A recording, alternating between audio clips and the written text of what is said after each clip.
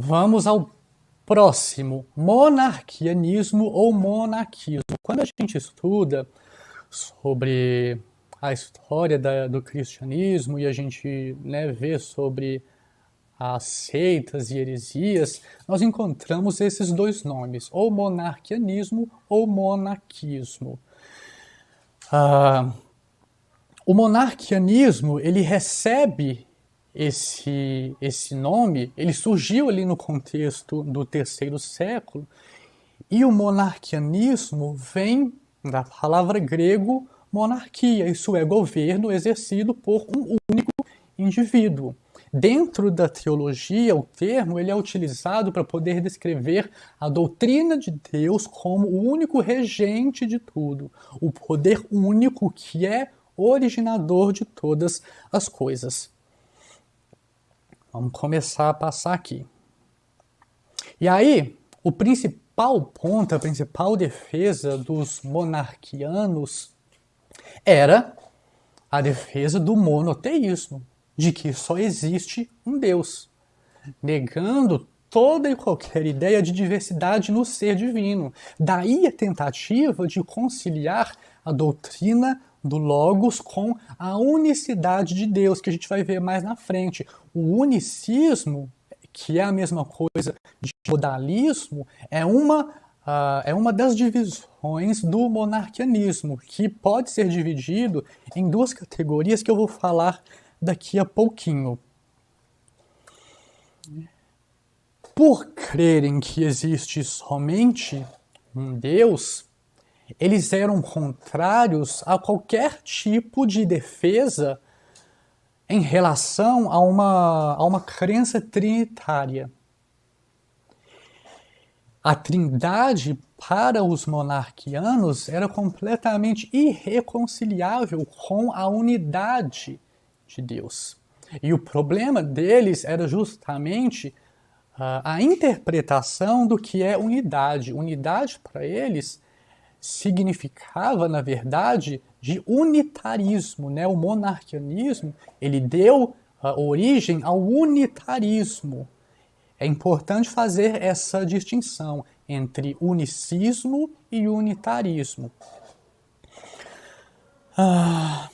E aí, como eu disse, dentro dessa perspectiva de que só há um Deus, Jesus não é Deus, Espírito Santo não é Deus, está fora de questão que Jesus expiou pecados, que ele morreu na cruz morreu e ressuscitou para poder expiar pecados, e também da obra do Espírito Santo na vida dos salvos, né, que é aplicar a salvação.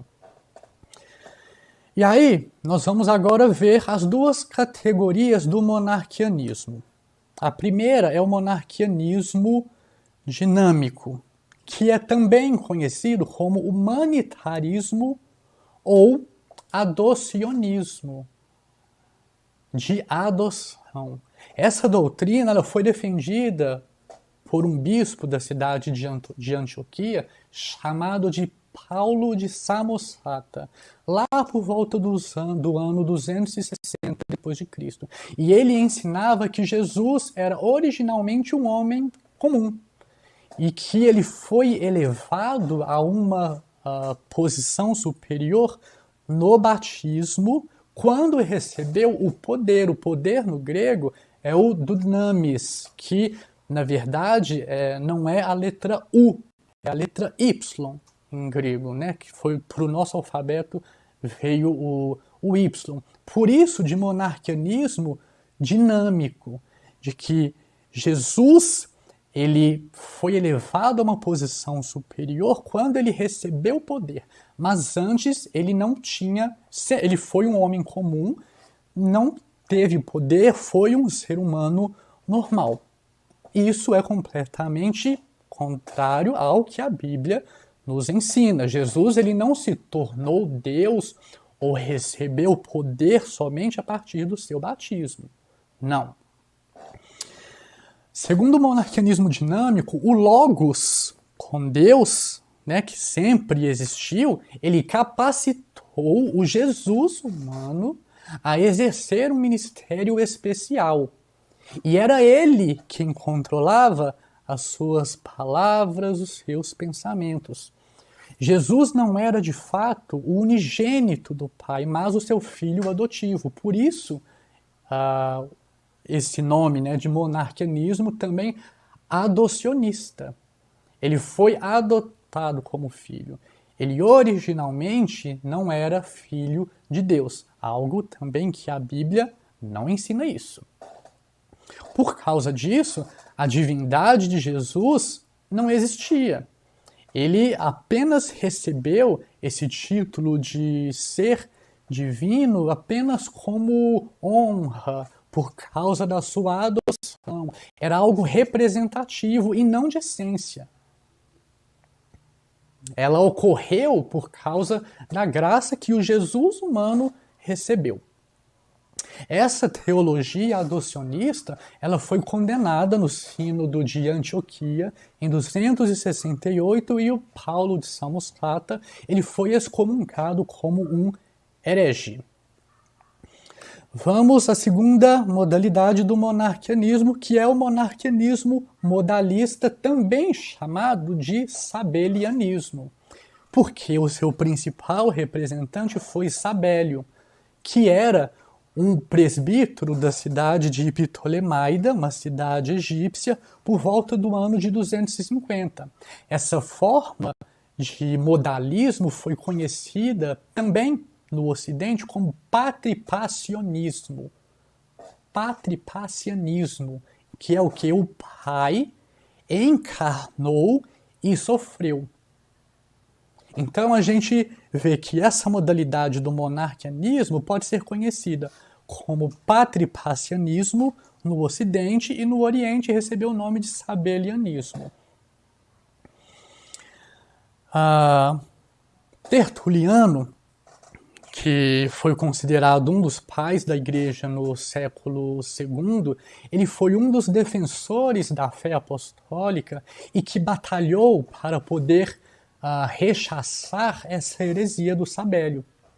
E em uma das suas obras ele escreveu o seguinte: o demônio tem lutado contra a verdade de muitas maneiras, inclusive defendendo-a para melhor destruí-la. Ele defende a unidade de Deus, o onipotente Criador do universo, com o fim exclusivo de torná-la herética. Ele afirma que o próprio Pai desceu ao seio da Virgem, dela nascendo, e que o próprio Pai sofreu. Que o Pai, em suma, foi Jesus Cristo. Para Sabélio, não havia trindade. Pai, Filho e Espírito Santo eram apenas nomes diferentes para o mesmo ser. Deste modo, os três eles eram apenas faces, semblantes e não pessoas distintas. Ele considerava as três pessoas da Trindade como três diferentes modos de ação ou de manifestação divina, as quais o Deus único assume sucessivamente, revelando-se primeiro como Pai da criação e depois como Pai da criação e doação da lei, depois como Filho na encarnação e como Espírito Santo na regeneração e na santificação. Na ideia de Sabélio, Deus seria como um ator que representa três papéis na história revelacional. Era como se ele usasse três máscaras para três personagens encenados por um mesmo ator, por uma mesma pessoa. E aí, dentro dessa perspectiva de pensamento, há apenas uma única pessoa, ficando a Trindade reduzida a três modos de manifestação. Algo que é também completamente equivocado à luz das Escrituras. Há diversas passagens que confirmam três pessoas, um Deus. O monarquianismo modalista foi a heresia mais influente do terceiro século e que contribuiu para o surgimento de outras heresias que nós veremos aqui mais à frente. Eu fiz um esqueminha aqui, eu vou projetar para os irmãos entenderem sobre o modalismo ou sabelianismo ou patripacianismo. Ó, eu coloquei aqui só existe um Deus. Esse Deus, ora se manifestou como Pai, ora se manifestou como Filho e ora se manifestou como Espírito Santo. Não são três pessoas. É uma pessoa que se manifesta de três maneiras diferentes. Algo completamente equivocado.